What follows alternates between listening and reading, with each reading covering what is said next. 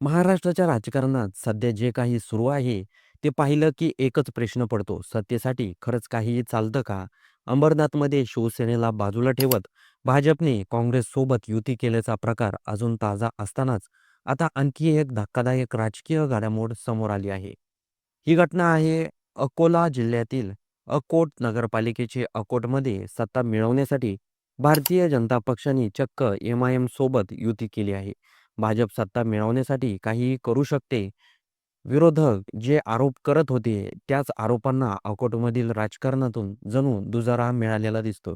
अकोट नगरपंचायतीमध्ये एकूण 35 जागा आहेत. यापैकी 2 जागा रिक्त राहिल्या आणि 33 जागांवर निवडणूक झाली. या निवडणुकीत भाजपला सर्वाधिक म्हणजेच 11 जागा मिळाल्या. पण बहुमतासाठी लागणारा आकडा भाजपकडे नव्हता.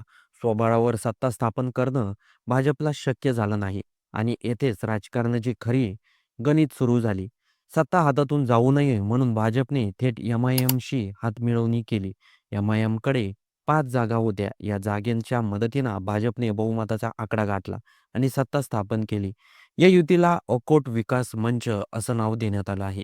पण इथेच गोष्ट संपत नाही. या आघाडीत फक्त भाजप आणि एम-आय-एमचं नाही, तर राज्यातील सत्ताधारी महायुतीमधील इतर पक्षही आहेत.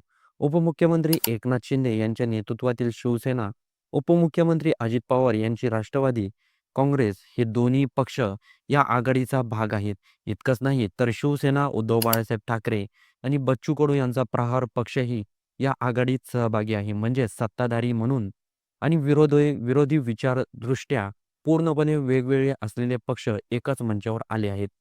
या सगळ्या पक्षांचा एकत्र येणं राजकीय वर्तुळात आश्चर्याचा विषय ठरत आहे. दरम्यान अकोट विकास मंचाची अधिकृत नोंद अकोला जिल्हाधिकाऱ्यांकडे करण्यात आली आहे. या आघाडीतील सर्व पक्षांना भाजपच्या व्हीपचं पालन करणं बंधनकारक असणार आहे. भाजपचे आमदार रवी ठाकूर यांची या आघाडीच्या गटनेतेपदी नियुक्ती करण्यात आली आहे. यामुळे एक गोष्ट स्पष्ट होते, की नाव जरी विकास मंच असलं, तरी नियंत्रण पूर्णपणे भाजपकडेच राहणार आहे. या सगळ्या घडामोडीमुळे राज्यातील राजकारणावर मोठे प्रश्नचिन्ह निर्माण झाले आहेत. एकीकडं भाजप एम-आय-एमवर राष्ट्रीय पातळीवर टीका करत असते, तर दुसरीकडं सत्तेसाठी त्यांच्याशीच युती करते. हे दुहेरी राजकारण नाही का? हा प्रश्न आता उपस्थित केला जातो आहे. अंबरनाथमध्ये काँग्रेससोबत युती, अकोटमध्ये एम-आय-एम सोबत हात मिळवणे आणि त्यात दोन्ही शिवसेना, वेगवेगळे पक्ष. महाराष्ट्राच्या स्थानिक राजकारणात सत्तेचं गणित जिंकण्यासाठी विचारधारा बाजूला ठेवल्या जात आहेत का? हा प्रश्न सामान्य जनतेला पडतोय. अकोट नगर पंचायतीतील ही युती आता केवळ स्थानिक पातळीवरची बाब न राहता राज्याच्या राजकारणात नवीन चर्चेला कारण ठरत आहे.